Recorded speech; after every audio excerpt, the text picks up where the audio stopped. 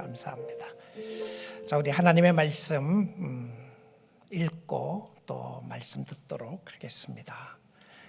마태복음 1장 16절부터 23절에 있는 하나님의 말씀을 제가 봉독해 올리겠습니다. 야곱은 마리아의 남편 요셉을 낳았으니 마리아에게서 그리스도라 칭하는 예수가 나시니라. 그런즉 모든 대수가 아브라함부터 다윗까지 14대요, 다윗부터 바벨론으로 사로잡혀 갈 때까지 14대요, 바벨론으로 사로잡혀 간 후부터 그리스도까지 14대더라. 예수 그리스도의 나심은 이러하니라. 그의 어머니 마리아가 요셉과 약혼하고 동거하기 전에 성령으로 잉태된 것이 나타났더니 그의 남편 요셉은 의로운 사람이라 그를 드러내지 아니하고 가만히 끊고자 하여 이 일을 생각할 때에 주의 사자가 현명하여 이르되 다윗의 자손 요셉아, 네 아내 마리아 데려오기를 무서워하지 말라. 그에게 잉태된 자는 성령으로 된 것이라. 아들을 낳으리니 이름을 예수라 하라. 이는 그가 자기 백성을 그들의 죄에서 구원할 자이심이니라 하리라. 이 모든 일이 된 것은 주께서 선지자로 하신 말씀을 이루려 하심이니 이르시되 보라, 처녀가 잉태하여 아들을 낳을 것이요 그의 이름은 임마누엘이라 하리라 하셨으니 이를 번역한즉 하나님이 우리와 함께 계시다 함이라. 아멘. 하나님의 말씀이었습니다. 오늘 성탄 감사 예배를 드리는 우리 사랑하는 뉴라이프 믿음의 가족 모든 분들에게 예수 그리스도께서 주시는 참 기쁨과 은혜가 충만하기를 원합니다.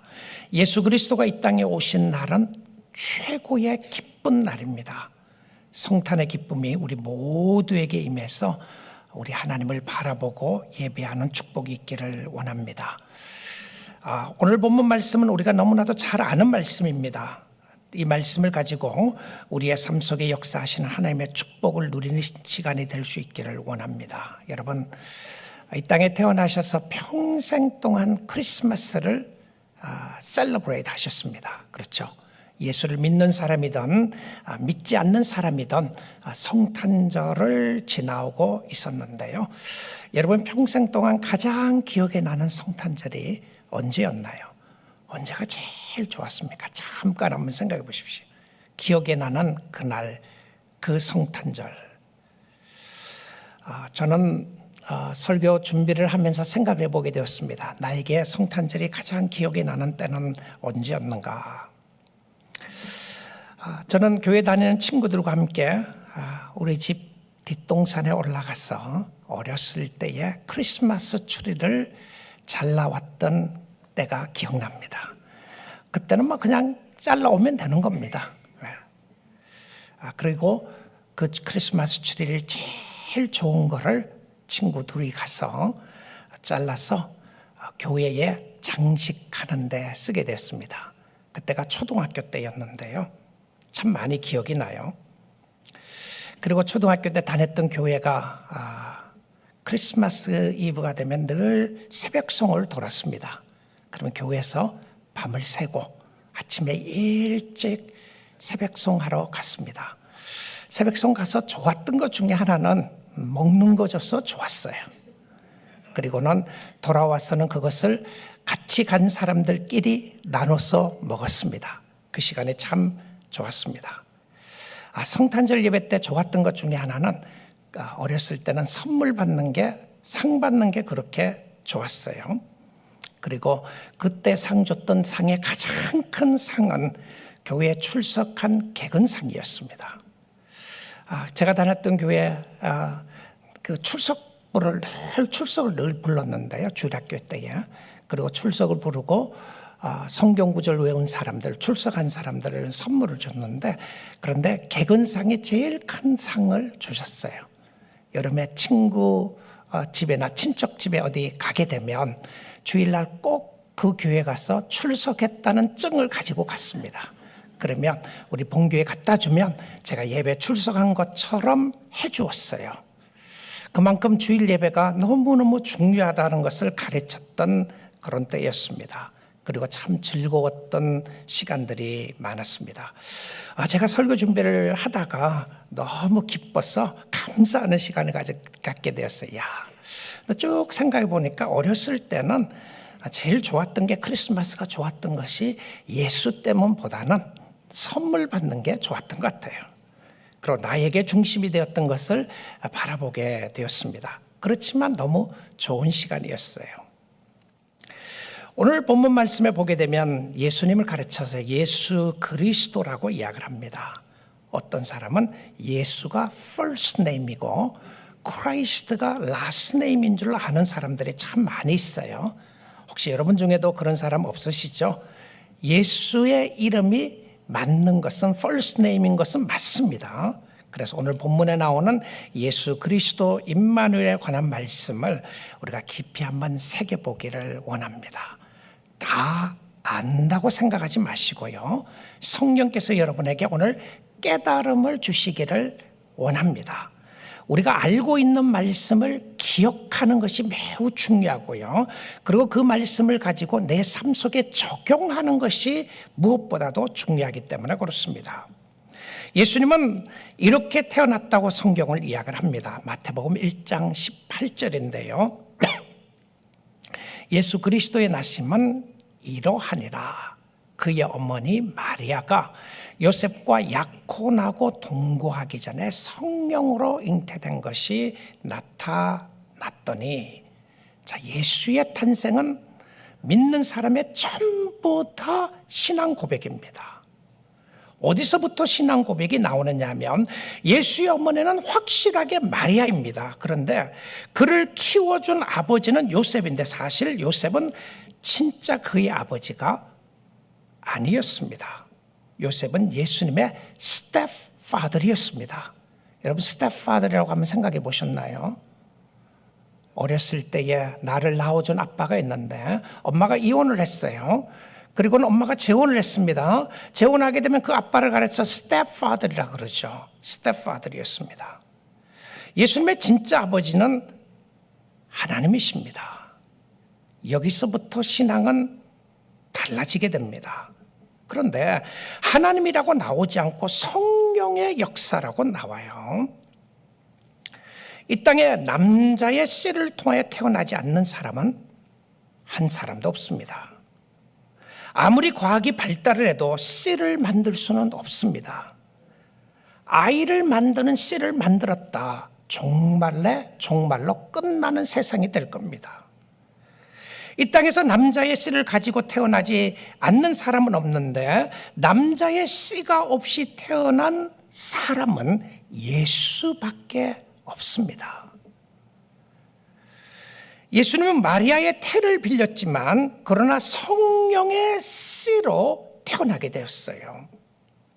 여러분, 특별히 복음서에서도 그렇고요, 성경 전체를 보면서 성경 전체나 복음서의 저자들이 예수님이 요셉에게 대해서 아버지라고 부른 장면이 한 번도 없다는 사실 아셨나요? 복음서를 기록했던 마태, 마가, 누가, 요한은 의도적으로요, 예수님이 요셉을 향하여 나의 아버지다, 우리 아버지라고 부른 장면이 한 번도 나오지 않습니다. 이는 요셉의 아들이 아니냐, 이런 표현이 있어요. 근데 다 사람들이 이야기했어요. 우리가 이 사람을 잘 아는데 이 사람의 아버지는 요셉이 아니냐, 이런 표현은 사람들이 이야기했지만 예수님은 직접적으로 한 번도 요셉이 내 아버지라고 고백한 기록은 없습니다. 그런데 성경이 우리에게 이렇게 하도록 하는 의도가 무엇이었을까요? 아니, 남자의 씨를 가지지 않고 아이가 태어났다, 이게 말이 되는 소리인가요? 그럼 누구 닮았죠? 예수님이 누굴 닮았나요? 이건 불가능한 것입니다. 동정녀 탄생을 믿는 것은 기적이고요, 하나님이 주신 믿음의 역사가 아니면 이건 믿을 수가 없어요. 여러분, 동정녀 탄생을 믿어지게 되면 이것은 하나님의 은혜인 줄 믿습니다. 이것이 왜 중요하냐면 아담의 씨는 전부 다 죄를 가지고 태어납니다. 그래서 이 땅에 태어난 모든 인간은, 모든 사람은 죄 가운데서 태어나게 되는데 그 이유가 무엇이죠? 우리 아버지가 죄인이기 때문에 그래요. 우리 할아버지가 죄인입니다. 조상 쭉 올라가서 보니까 아담이 죄를 지었어요. 그래서 아담 이후에, 여러분 자녀들이 태어난 게 아담 이후에 태어난 거 아시죠? 범죄하고 난 이후에. 아담과 하와가 범죄하고 난 이후에 태어나요, 자녀들이요. 그러니까 그 전에 아담과 하와가 있으면서 범죄하기 전에 자녀가 태어난 게 아니었어요. 그럼 범죄하고 난 이후에 태어난 모든 사람들은 다 죄를 가지고 태어나게 되는데, 그래서 아담의 죄가 우리에게 전가되어서 우리가 죄인이 됩니다. 예수님이 죄인으로 이 땅에 태어났다면, 예수님이 요셉을 통하여 태어났다고 한다면 예수님도 대속자가 필요했어요. 그렇죠. 예수님의 죄는 누가 씻어줘요? 그도 씻음을 받아야 하기 때문에 그는 다른 사람을 위해서 죽어야 될 이유가 하나도 없습니다. 죽을 수 없어요. 내가 여러분을 위해서 죽었다, 감사하겠죠. 그 외에 여러분의 죄를 제가 대신 죽을 수는 없어요. 감옥에 들어갔다가 대신 할 수 있을지는 몰라도, 세상 그럴지 몰라도요, 실질적으로 여러분의 죄를 위해서 내가 대속할 수 있는 방법은 없어요. 이 동정녀 탄생이 나의 대속과 너무 중요한 관계가 있다는 거죠. 아무리 세상에서 예수님이 자범죄를 짓지 않았다고 할지라도 죄성을 가지고 태어나면 그도 죽어 마땅한 사람입니다. 흠이 없는 어린 양이어야 하는데 죄가 있다는 것은 흠이 있다는 말입니다. 죄인이 죄인을 위하여 죽는 것이 아무 의미가 없어요. 아무 의미가 없어요. 어머니가 아들을 위해서 죽었다, 그 어머니의 사랑이지 실질적으로 대속의 사랑과는 아무런 관계가 없다는 거죠. 나도 죄로 말미암아 죽어야 하는데 내가 누구를 대신하여 죽을 수 있다는 말입니까? 그래서 동정녀 탄생을 믿는 것이 이렇게도 중요합니다. 1924년 5월에 미국 장로교 총회에서 PCUSA 총회입니다. 총회에서 Urban Affirmation이라고 하는, 어번에서 채택한 것인데요, Urban Affirmation이라고 하는 5가지 중요한 교리를 확인하게 됩니다. 첫째는 성경의 영감과 모쏠입니다. 성경은 성령으로 감동되었고, 그리고 성경에는 오류가 하나도 없다, 이걸 확인해요. 둘째는 동정녀, 그리스도의 동정녀 탄생을 믿어야 한다, 이 부분을 이야기했어요. 셋째는 그리스도의 대속적 속죄, 그러니까 예수님은 나를 대신하여 죽게 되었다라고 하는 대속의 제물에 관한 이야기가 있었고요. 그 다음에 그리스도의 육체적 부활, 예수님은 진짜 영적으로만 부활한 것이 아니라 육체적으로 부활했다. 그리고 5번째, 그리스도의 기적의 역사성, 그 말은 기적은 실질적으로 예수님이 이루셨던 것이 맞다고 하는 것을 이야기했어요. 중요한 결정을 했어요. 얼마나 귀한 결정이었나요? 그런데 놀라운 것은 그때 총회에서 중요한 결정을 하게 되는데, 이 자유주의 신학이 들어오면서 이런 부분들이 생기기 시작했는데요. 그러는데 목회자가 안수를 받기 위해서 반드시 이것 중에 하나나 2개를 믿지 않아도 된다라고 이야기했습니다. 근데 그때 이슈가 되었던 것이 무엇이었냐면 동정녀 탄생에 관한 부분이었어요. 너무나도 Urban Affirmation은 좋은 것이었는데, 그런데 이 중에서 하나를 믿지 않아도 목사가 안수를 받을 수 있다고 하는 것이 1924년도에 일어난 일이었습니다. 자, 그러니까 팩트로는 중요하다고 말할지만 이론은 다양할 수 있다는 입장을 취하게 됩니다. 다른 이야기를 하면 성경은 성경이고 나와는 상관없다, 이렇게 보는 거죠. 성경에 그렇게 기록되어 있다고 해서 나와 무슨 의미가 있느냐, 내가 믿건 안 믿건 이것은 나의 자유라고 이야기를 하게 되었습니다. 그래서 이 중에 이것을 하나 2개를 믿지 않아도 목사 안수를 받는데 전혀 어려움이 없었습니다. 그래서 1936년에 결국 보수주의자들은 반발하여 1936년에 나와서 OPC를 Orthodox Presbyterian Church라고 하는 OPC를 세우게 됩니다. 그리고 PCUSA에서 1973년도에 나와서 PCA가 생기게 되었습니다. 우리가 있는 함께하는 교단은 PCA 교단입니다. 신학적인 아는 것과 신앙적인 믿음과는 다를 수가 있다고 이야기한 거예요. 그러니까 성경이 이야기하는 것과 내가 믿는 것은 다를 수도 있다고, 그리고 그것이 전혀 신앙에 문제가 없다고 가르치기 시작하게 되었습니다. 그런데 오늘 이 귀한 시간에 우리가 함께 예배를 드리고 주님 앞에 나가면서 동정녀 탄생은 나의 죄와 관계가 있습니다. 대속과 관계가 있어요. 나의 죄를 대신하여 예수가 죽은 것과 관계가 있습니다. 여러분 믿으십니까? 믿으셔야 합니다. 동정녀 탄생은 머리로 이해되는 것이 아닙니다. 아니, 남자가 누군가하고는 잤겠지. 이게 인간의 생각이죠. 요셉이 아니었으면 누군가 다른 사람하고 잤으니까 이게 생긴 거지. 어떻게 성령으로 아기가 생길 수 있다는 말이냐, 이런 거죠. 그때 마리아가 약혼한 남자가 요셉이었는데 그의 약혼자가 임신했다는 소식을 요셉이 듣습니다. 자기와는 분명히 잠자리를 같이 하지 않았는데 자기와 약혼한 여인이 임신했다는 소식을 듣고 어떻게 해야 되겠습니까? 얼마나 억울하고 얼마나 배신감을 느꼈겠어요. 그 당시에 율법에 의하면 파혼하는 것은 당연하고 그의 허락이 있으면 그녀를 돌로 쳐 죽일 수가 있는 법이 있었습니다. 그것이 약혼이 그만큼 중요했어요. 결혼하기로, 혼인하기로 약혼했던 그 사건이 그렇게 중요했는데 정말 기가 막힐 노릇입니다. 아니, 나와 약혼하고 이랬는데 어떻게 이룰 수 있다는 말인가? 배신이죠. 죽어 마땅한 여인이었습니다. 그런데 성경은 바로 요셉에 대해서 이렇게 기록을 합니다. 19절이에요. 19절 말씀 보겠습니다. 그의 남편 요셉은 의로운 사람이라 그를 드러내지 아니하고 가만히 끊고 자요. 그러니까 여기서 의롭다고 하는 표현은 죄가 없다는 말이 아니라 하나님의 사람이었다, 이 표현이에요. 하나님의 사람이었는데 천사가 들려준 이야기를 듣고 하나님의 사람이었는데, 하나님을 섬기는 믿음의 사람이었는데 그는 사람들에게 알리지 않고, 그러니까 퍼블릭ली 공론화하지 않고 조용히 파혼하려고 합니다.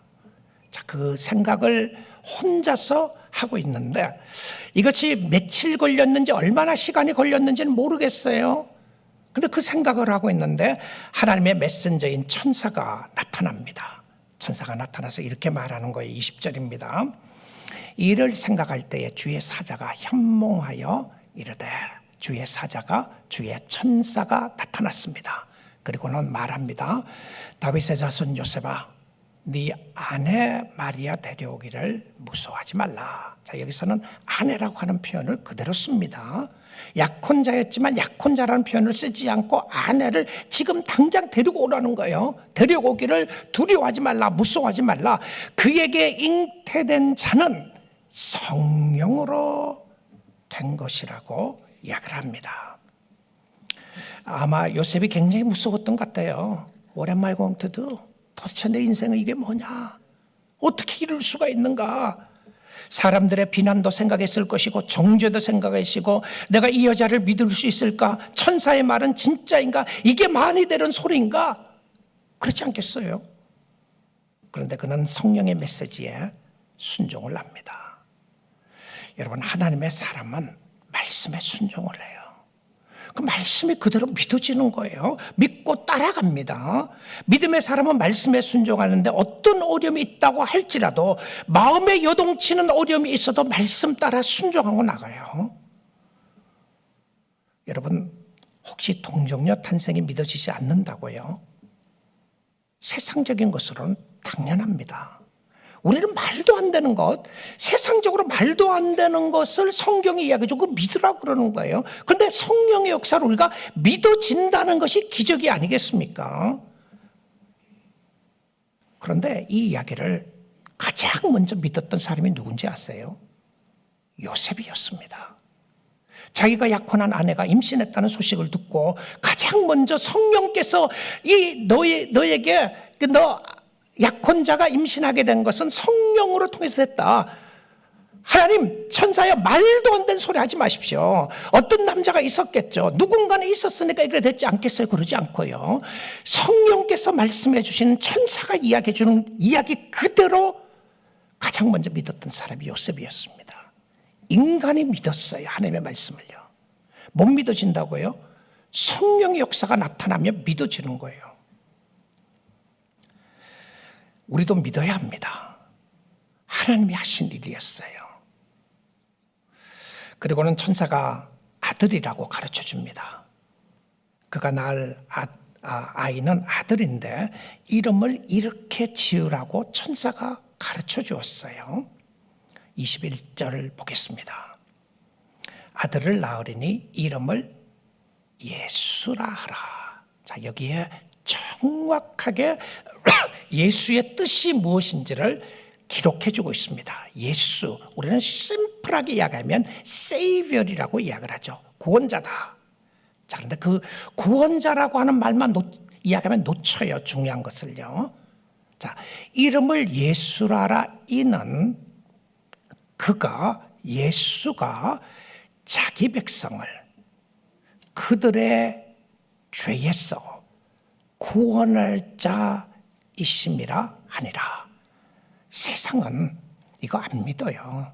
그렇죠? 그냥 예수의 이름이라고만 생각을 합니다. 아, 예수는 구원자인가 보다 이렇게 생각을 해요. 그냥 구원자가 아니었어요. 구원자라는 말은 맞는 이야기입니다. 근데 세상에도 여러분 구원자라는 표현을 가끔 쓸 때가 있어요. 야구를 좋아하시는 분들은 야구 게임에 보게 되면 중간 개투가 나오는 미들 릴리버들이 있습니다. 그리고 클로저도 있어요. 스타러가 있고 릴리버들이 있고 클로저가 있는데 이제 게임을 이제 처음 시작하는 피처가 잘 했어요. 그 다음에 나오는 피처를 가르쳐서 구원투수라고 이야기해요. 릴리버를 가르쳤어요. 그러니까 이 사람을 구원투수했다. 그러니까 이 사람을 구원했다. 그러니까 이런 표현을 쓰면서 구원이라는 단어가 워럴 다운된 거죠.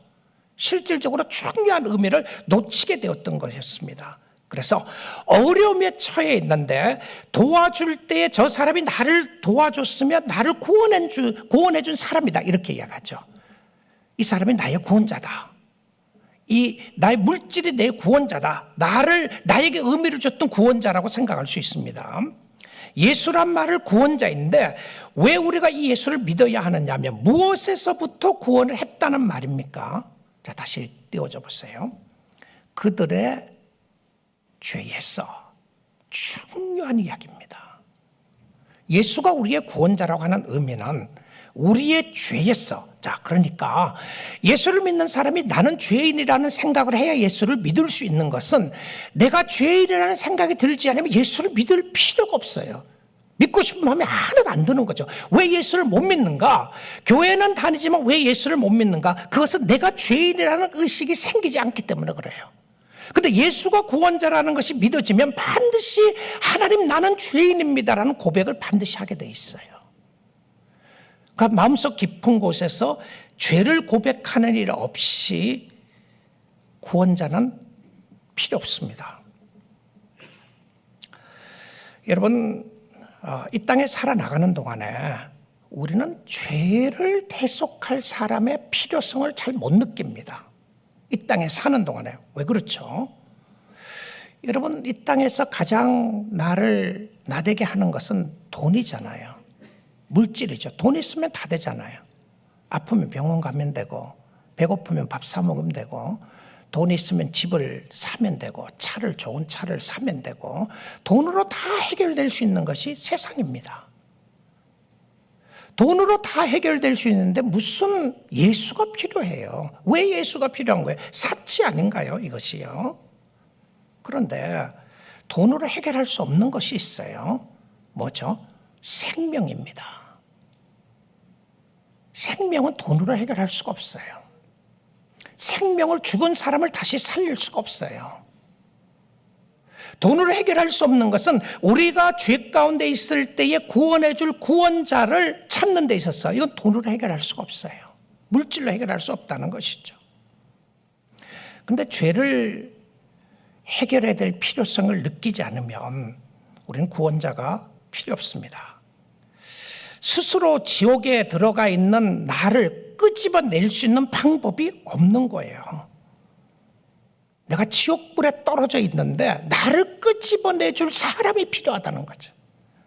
근데 그 끄집어내줄 사람이 오직 예수 외에는 없다는 것을 우리가 고백을 하는 것입니다.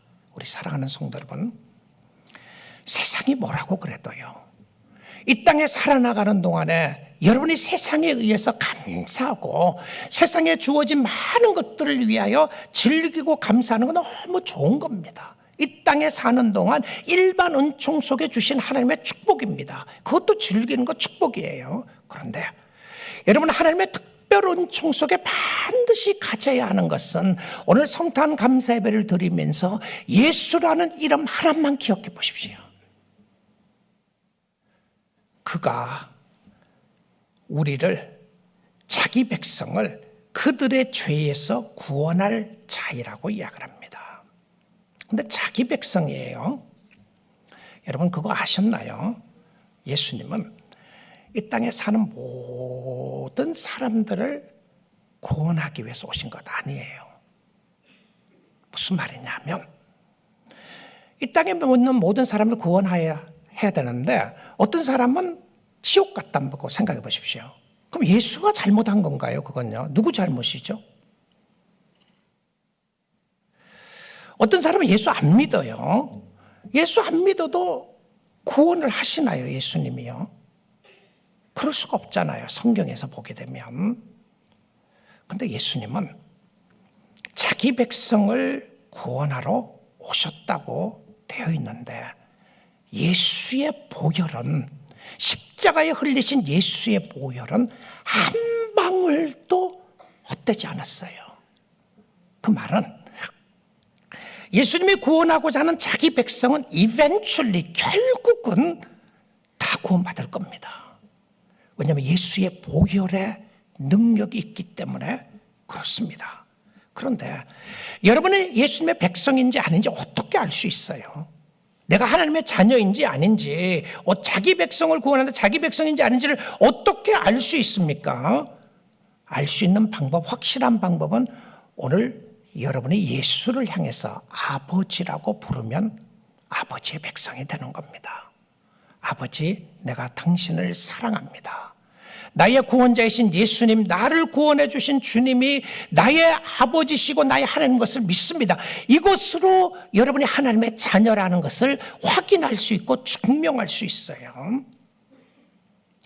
그런데 이 이름을 들었어요. 예수가 구원자라고 하는 것을요. 들었는데 듣고 난 이후에 해야 할 것이 있습니다. 무엇이죠? 순종이에요. 1장 25절에 보겠습니다.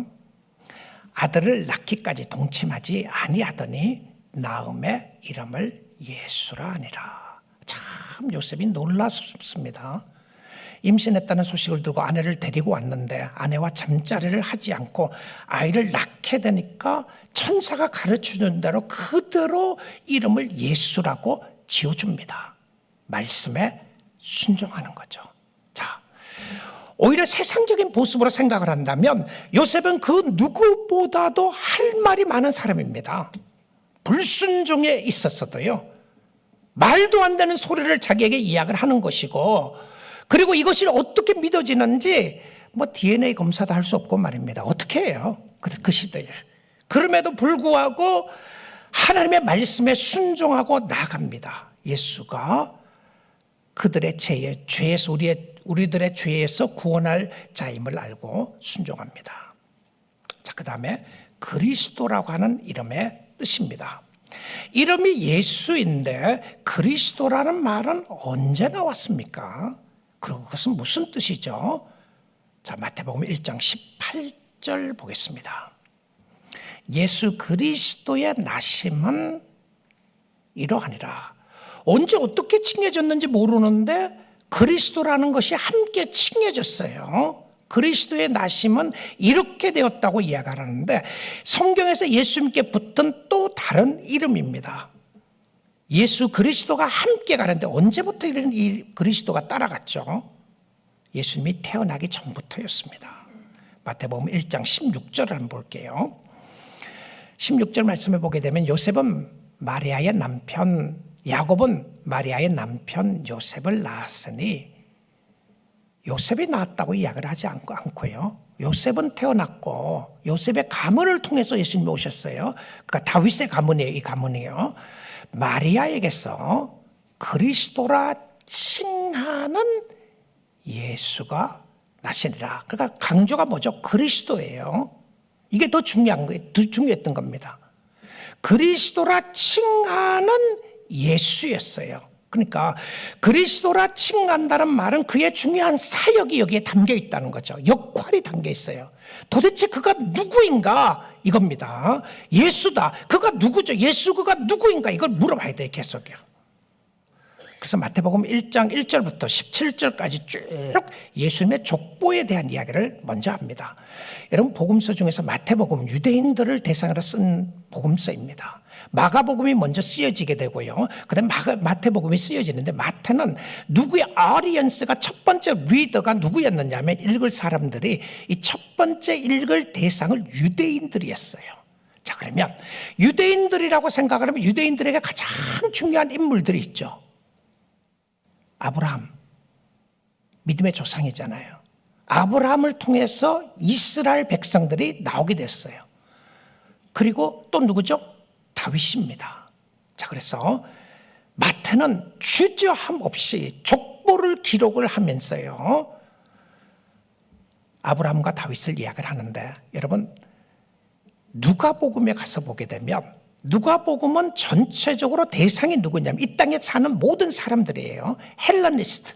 그 당시에 유대인들이 아닌 다른 사람들을 대상으로 쓴 복음서입니다.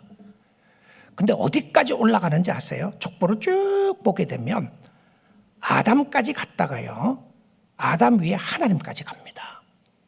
예수가 그렇게 올라가도록 족보를 시작해요. 그런데 마태복음에서는 1장 1절을 한번 보겠습니다. 아브람과 다윗의 자손, 이 계보라고 하는 표현입니다. 제너레이션, 지니얼러지에 관한 부분이에요. 아브람과 다윗의 자손 예수 그리스도의 족보라. 아브람과 다윗의 자손이라고 하는 표현을 여기서 쓰고 있는 것을 보게 됩니다. 그런데 아브라함과 다윗의 자손이라고 하는 것은, 아브라함은 믿음의 조상이고 아브라함의 씨를 통하여 누가 오게 돼 있었습니까? 메시아가 오게 돼 있었어요. 메시아입니다. 다윗은 왕이었습니다. 성경이 다윗에게 뭐라고 그랬어요? 계속 이야기한 것이 무엇입니까? 너의 왕가는 Your kingdom will be everlasting kingdom. 다윗이 이 말을 이해했을까요? 너의 왕국은, 너의 자손을 통해서 왕국이 영원할 것이다. 지금 다윗 왕국이 어떻게 됐어요? 자, 그러는데 너의 왕국이 영원할 것이라고 그랬는데 왕이 없었을 때가 있었습니다. 언제 없었죠? 바벨론 포로로 잡혀갈 때에 왕이 없는 거예요. 그럼 하나님의 말씀이 틀린 건가요? 나중에 왕이 다스리는 모습 속에 없었던 부분들이 있었어요.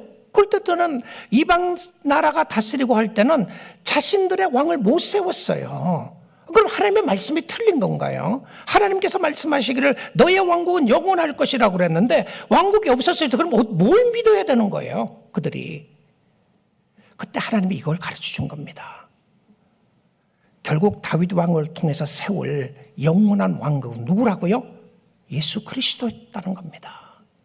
여러분, 예수님은 만왕의 왕으로 오셨다고 하는 의미는 예수님을 통하여 왕국을 건설하시고 그리스도의 뜻은 히브리어의 메시아입니다. 그리스도가 무슨 의미죠? 메시아라는 말이에요. 메시아를 더 정확하게 번역을 하면 무슨 의미냐면 기름 부음을 받은 자라고 하는 표현입니다. 메시아의 의미는 anointed one이라고 하는 표현이에요. anointed one, 기름 부음을 받은 자. 이 직책을 예수님께 꽉 붙여주셨어요. 예수 그리스도, 그리스도 예수, 이 부분을 붙여주면서 기름 부음을 받았다고 했을 때 구약 성경에는 이 기름 부음 받은 자를 기다리는 것이 메시아였는데요. 구약 성경에서 기름 부음 받은 세 가지 직책이 있었습니다. 첫째는 왕이었고, 둘째는 제사장이었고, 셋째는 선지자였어요. 근데 메시아는 이 세 가지 직분을 다 가지고 있는 거예요. 예수님은 대제사장으로 이 땅에 오셨고, 예수님은 만왕의 왕으로 오셨고, 예수님은 선지자 중에 선지자로 이 땅에 오셨던 것을 보여주고 있습니다.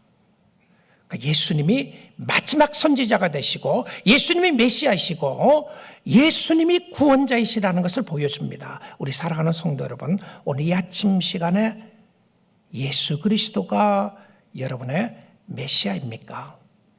여러분의 구원자가 되시고 여러분의 왕이 되시나요? 그러면 감사하십시오. 크리스마스는 그냥 선물을 주고 받기 때문에 즐거운 날이 아니라 만왕의 왕이신 예수 그리스도가 탄생하시고 메시아가 이 땅에 오신 날입니다. 제가 크리스마스 때 꼭 듣고 싶은 찬양이, 자주 또 생각하는 찬양이 핸델의 메시아인데요. 정말 다시 오실 메시아를, 이 땅에 오신 메시아를 생각하고 다시 오실 메시아를 생각을 해보면서 모든 권세와 존귀와 영광과 찬양을 받기에 합당하신 그 예수가, 그 왕이 2000년 전에 여자의 몸을 입고 여자의 몸을 빌려서 탄생한 거예요. 하늘에서 떨어지지 않았어요. 성령의 씨를 여자에게 넣었지만, 그러나 여자의 몸을 통해서 메시아가 이 땅에 탄생하게 됩니다. 그런데 이 일이 그냥 이루어진 것이 아니라 구약 성경에서 약속하신 일이라는 것을 말하면서 임마누엘을 이야기합니다. 예수 그리스도 임마누엘. 예수는 죄로부터 우리를 구원한 자이시고 그리스도는 메시아라는 의미라고 하는 의미를 했는데, 그 다음에 임마누엘이 나옵니다. 마태복음 1장 21절을 보겠습니다. 22절요. 이 모든 일이 된 것은 주께서 선지자로 하신 말씀을 이루려 하심이니 이르시되. 자, 여기 보시면 이 모든 일이 주께서 선지자로 하신 말씀을 이루시기 위해서 이렇게 했다, 이렇게 이야기를 해요. 그러니까 구약 성경에서 선지자를 통해 약속하신 것이 이루어진 것이라고 확인시켜 줍니다. 그래서 구약 성경은 약속의 말씀이고 신약 성경은 그 약속의 성취입니다. 그 구약 말씀을 알아야 신약에 무엇이 성취됐는가를 알 수 있게 되는 것이죠. 구약 성경에서는 메시아를 보내주겠다고 창세기 3장에서부터 이야기를 합니다. 여자의 후손을 통하여 여자의 후손이 뱀의 머리를 쳐부술 것이다, 사단을 깨부술 것이라고 하는 메시아를 보내줄 거라고 하는 이야기를 창세기 3장에서 이야기를 합니다. 아담과 하와가 범죄하고 난 이후부터요. 자, 그때 그 소리를 누구에게 했나요? 누가 듣도록 했어요? 사단이 듣게 했어요. 자, 그러면 사단이 뭘 하겠어요? 그 소리를 들었던 사단이 가만히 있겠어요? 그 다음부터 그가 하는 것이 무엇이었냐면 여자의 후손을 통해서 오실 메시아를 옳지 못하도록 죽이는 일을 합니다. 근데 자기 쪽에 사람을 꿰고요. 그리고는 메시아를 보내줄 것 같은 사람을 핍박해서 죽이려고 한 거죠. 아담과 하와를 통해서 두 아이가 태어납니다. 첫째 아이는 가인이었어요. 둘째 아이는 아벨이었습니다.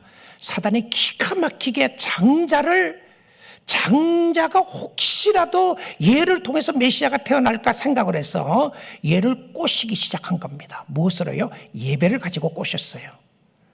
하나님이 이렇게 예배드리지 않고 네가 하고 싶은 대로 예배를 드리라고 해서 꼬셨습니다. 그 꼬임이 넘어갔어요. 하나님은 두 번째 아들을 주셨는데 아벨이었습니다. 아벨은 하나님을 사랑하는 아들이었고 하나님을 예배 드리는 아들이었습니다. 그래서 가인으로 하여금 아벨을 죽이게 했습니다. 그럼 끝난 거 아니겠어요? 게임 끝난 거죠. 그래서 아벨이 죽습니다. 그런데 하나님은 사단의 뜻을 이루지 못하도록 셋을 주십니다. 세 번째 아이가 태어나는데 그 아들이 셋이었습니다. 셋이 하나님의 선택의 라인으로 쭉 가게 됩니다. 자, 그 라인이 계속해서 처음부터 끝까지 예수가 오실 때까지 이 라인이 연결되는 거예요. 자, 나중에 예수님이 하나님이 뭐라고 하냐면 아브라함을 통해서 태어난 아이가 너의 메시아가 될 것이라고 하는 약속을 그 씨를 통해서 하나님이 축복해 줄 거라는 것을 이야기합니다. 근데 아브라함이 아이를 못 갖는 거예요. 사단이 얼마나 좋았겠어요. 야, 이제는 내가 이겼구나. 아브라함과 사라를 통해서 아이를 갖지 못하니까 너의 태를 통해서 분명히 하늘의 무수한 별과 같이 바다의 모래같이 내가 너를 축복해 줄 것이라고 이야기했는데, 근데 아브라함은 하나님의 말씀을 끝까지 믿지 못하고 사라를 통하지 않고 다른 종을 통해서 아이를 낳게 됩니다. 하나님이 아니라고 그래요. 개를 통해서 낳은 아이가 아니다. 너의 태를 통해서 낳은 아이라고 이야기를 하고 아이를 기적적으로 100세의 아이를 줍니다. 이삭이었죠. 이삭을 통해 이삭이 또 아이를 못 갖습니다. 나중에 이삭을 통해서 야곱과 에서가 태어나는 거죠. 에서가 장자였습니다. 에서가 장자의 축복을 받아야 되니까 에서를 통해서 혹시 오는가 했는데 에서를 꼬셨어요. 에서가 넘어갔어요. 그리고는 야곱에게 장자권을 팔게 됩니다. 여러분 쭉 이렇게 넘어오다가 어디까지 오게 되느냐 하면 예수님이 탄생하는 데까지 와요. 자, 예수님이 탄생하고 난 이후에 이 소식을 듣고 알았던 사단은 사람들을 이용합니다. 그 당시에 왕을 이용해서 2살 미만에 태어난 사내 아이를 다 죽이게 합니다. 여러분, 사단의 역사는 끊임없이 끝까지 메시아가 이 땅에 오지 못하도록 하지만 하나님의 역사는 반드시 이루어지게 되는 줄 믿습니다. 여러분, 구원의 역사 속에서 세상에 어떤 어려움이 있다고 할지라도, 세상이 아무리 여러분을 속인다고 할지라도 하나님의 자녀들은 결국은 그리스도 안에서 승리하게 될 줄 믿습니다. 여러분, 그 하나님을 붙잡으셔야 합니다. 그 예수 붙잡으셔야 돼요. 끝까지 주님 바라보게 되어야 하는 것입니다. 그래서 예수님이 십자가에 돌아가실 때 다 이루었다고 하셨습니다. 다 이룬 게 뭐가 다 이루었죠? 구원의 역사를 다 이루었다는 것이죠. 메시아의 사역을 다 이루었다는 말이고요. 구원을 하기로 작정하신 하나님의 사람을 그가 다 결국은 구원할 것이라고 하는 성취의 말씀이었습니다. 그런데 도대체 예수님의 탄생과 관계돼서 구약 성경에서 무슨 이야기를 했나요? 무슨 이야기를 했습니까? 자, 먼저 마태복음 신약 성경을 볼게요. 1장 23절입니다. 보라, 처녀가 잉태하여 아들을 낳을 것이요. 자, 중요해요. 처녀가 잉태하여 아들을 낳을 것이다. 그의 이름은 임마누엘이라 하리라 하셨으니, 예수라고 가르쳐주지 않고 임마누엘이라고 가르쳐줬어요. 아들을 낳으니까. 이걸 번역하면, 신약서기에 와서 번역을 넣었어요. 번역하면 하나님이 우리와 함께 계시다 합니다. 이 하나님이 누구죠? 천지를 창조하신 하나님이에요. 유대인이 믿는 그 하나님이에요. 근데 그 하나님이 이 땅에 오신다는 거예요. 근데 어떻게? 아이를 통해서 아이가 탄생하는데 그 아이가 누구라고요? 하나님이라고 이야기를 하는 거죠. 그런데 처녀가 잉태하여 아들을 낳을 것이라고 하는 이야기가 신약시대의 이야기가 아니고 구약시대에 주셨던 하나님의 말씀이라고 하는 것을 성경은 언급하고 있다는 사실입니다. 아브라함과 이삭과 야곱의 하나님이에요. 이 하나님이요. 이 하나님이 다윗의 하나님이시고 이 하나님이 천지를 창조하신 하나님이신데 그 하나님이 이 땅에 오신다는 거예요. 왜 오시죠? 왜? 우리를 죄에서 구원하시러 하나님이 오시는데 이것이 놀라운 은혜이고 예수님은 하나님이 약속하신 하나님이었다는 사실입니다. 그런데 구약 성경 어디에서 이 말씀이 나오죠? 언제 누구에게 무슨 이유로 이 말씀을 하셨나요? 이사야 7장 14절만 볼게요. 이사야 17장 14절을 보니까 그러므로 주께서 친히 징조를 너에게 주실 것이라. 사인을 주겠다는 표현이에요. 징조라는 것이 보라, 처녀가 잉태하여 아들을 낳을 것이요 그의 이름을 임마누엘이라 하리라. 자, 이건 이사야 7장 14절인데 이사야서에서는 임마누엘을 해석하지 않았어요. 하나님이 우리와 함께 하신다는 말이 없어요. 그런데 신약 시대에서 이 의미를 정확하게 이야기를 하면서 하나님이라고 하는 단어를 씁니다. 구약 시대는 하나님이 이 땅에 오신다. 이걸 상상할 수가 없었던 것이죠. 구약 성경의 모습을 보면 하나님은 한 분밖에 없다고 가르칩니다. 하나님인 것처럼 하지만 신은 하나밖에 없어요. 근데 사람 우상은 다 사람이 만든 것입니다. 사람을 우상화하고 하나님이 만드신 피조물을 조물주보다 더 섬기게 되는 것이 이 땅이었어요. 그것이 우상입니다. 그리고 하나님은 결코 사람이 될 수 없습니다. 모든 것은 하나님이 다스리고 주관하신 하나님이시기 때문에 그렇고요. 모든 것을 아시는 전지전능하신 분이어야 하고 모든 것을 하실 수 있는 능력의 분이 하나님이어야 하는 것입니다. 말씀 한마디로 천지를 창조하신 그 하나님이어야 하는데 그 하나님이 어떻게 인간으로 와요? 말이 되는 소린가요? 그리고 어떻게 처녀의 몸으로 잉태할 수가 있다는 말입니까? 못 믿는 거죠. 말도 안 되는 소리를 하지 마라. 그러니까 세상에서 그런 이야기를 하는 것이 당연한 것입니다. 믿는 것이 기적을 하는 거죠. 이사야가 이 말씀을 선지자가 말씀을 주셨을 때 북쪽 이스라엘이 아람과 동맹을 맺어 남쪽 유다로 쳐들어온다는 이야기를 듣게 됩니다. 그때 남쪽 유다의 왕은 아하스 왕이라는 왕이었습니다. 그런데 이 아하스 왕이 이스라엘이 쳐들어오는 것도 두려운데 아람과 동맹을 맺어서 이스라엘이 유다를 치러 온다는 이야기를 듣고 성경은 이렇게 글을 표현했어요. 그들의 마음이 숲이 바람에 흔들리는 갈대처럼 흔들렸더라. 그러니까 너무너무 절망했던 거예요. 이제 죽는구나. 얼마나 힘들고 어려웠으면 죽는구나 생각을 하고 숲이 바람에 흔들리는 것처럼 갈대가 흔들리는 것처럼 그들의 마음이 왕과 그들의 백성의 마음이 다 흔들렸다고 이야기를 하는 거예요. 그때 하나님이 선지자를 보냅니다. 누구를 보냈냐면 이사야 선지자를 보내는데 이사야 선지자를 보내서 뭐라고 그러냐면 두려워하지 말고 낙심하지 말고 믿으라 이렇게 이야기해요. 뭘 믿으라 하느냐면 그들이 아무리 강하게 보여도 아람 군대와 이스라엘 백성들이 아무리 강하게 보인다고 할지라도 그들은 불에 다 타버린 나무와 같다. 불에 다 타버린 부직갱이와 같다. 나무와 같다는 것은 무슨 이야기죠? 아무 힘이 없다는 거예요. 숯이 힘이 없는 거죠. 화력은 있을지 몰라도 힘이 없는 것입니다. 그리고는 걱정하지 말라. 믿으라. 네가 이거 못 믿겠거든. 하나님 앞에 사인 하나 구해봐라. 하나님이 주실 것이다. 그러니까 아하스가 뭐라고 그러냐면 하나님 내가 선지자에게 나 사인 구하고 싶지 않습니다. 내가 하나님을 테스트하나요? 구하라면 구해야 되는데 구하라니까 또 안 구하겠다고 그래요. 걱정만 됐다 하고. 그러니까 그때의 아하스 왕에게 이사야 선지자가 하나님의 말씀을 전합니다. 그 전한 말씀이 이사야 7장 14절이에요. 처녀가 잉태하여 아들을 낳을 것인데 이름을 임마누엘이라 하리라. 자, 그 말씀을 받았던 아하스 왕 그 시대에 이게 위로가 되는 것 같아요. 이게 무슨 위로가 되고 무슨 힘이 되겠어요.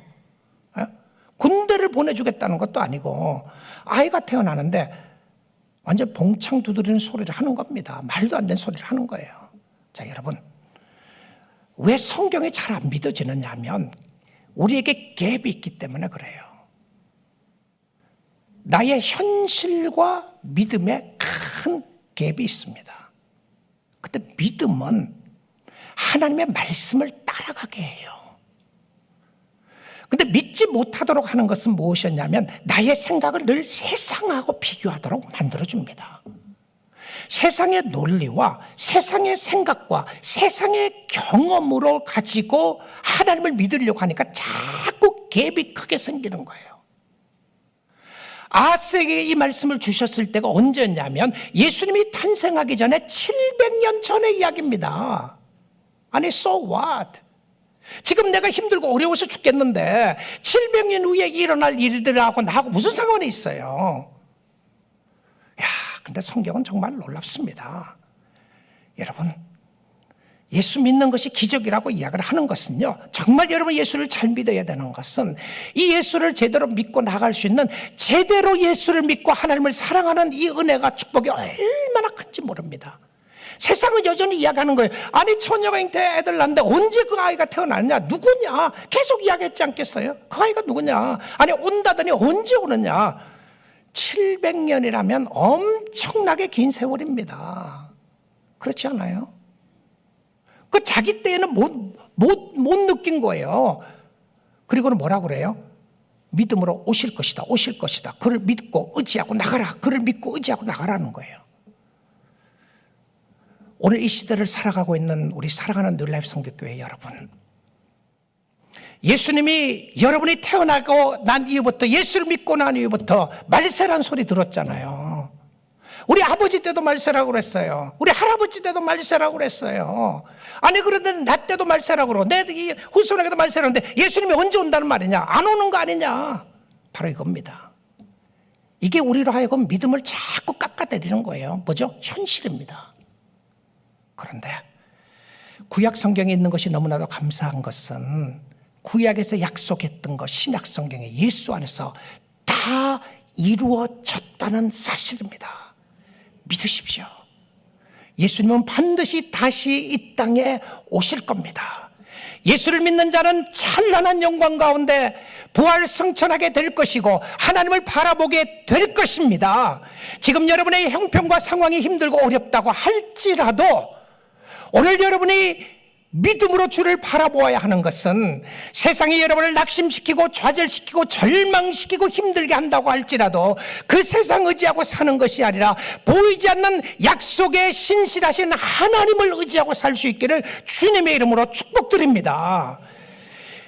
이 당시에도 많은 사람들이 세상 의지하고 살았어요. 아무리 말도 안 되는 것 같은 갭이 있다고 할지라도 믿음의 사람들은 오실 예수를 바라보고 살았습니다. 우리도 다시 오실 예수를 바라보고 사는 거예요. 오늘 이 아침 시간에 불가능을 가능케 하신 예수 그리스도를 믿으십시오. 하나님이 하십니다. 여자를 통하여 임마누엘, 하나님이 탄생하게 하셨던 그 하나님이 반드시 다시 오셔서 저와 여러분을 영원한 천국으로 인도해 주시는 하나님인 줄 믿습니다. 성령의 역사로 우리와 함께 하시고 역사하신 하나님을 보게 되고 오늘 하나님이 살아계심을 알게 이 성탄절에 우리는 기뻐하고 감사하고 찬양하고 다시 오실 예수 그리스도 바라보며 믿음으로 승리하는 저와 여러분 다 될 수 있기를 주님의 이름으로 축복합니다. 아멘. 우리 다 일어나서 한번 기도하겠습니다. 우리 찬양하기 전에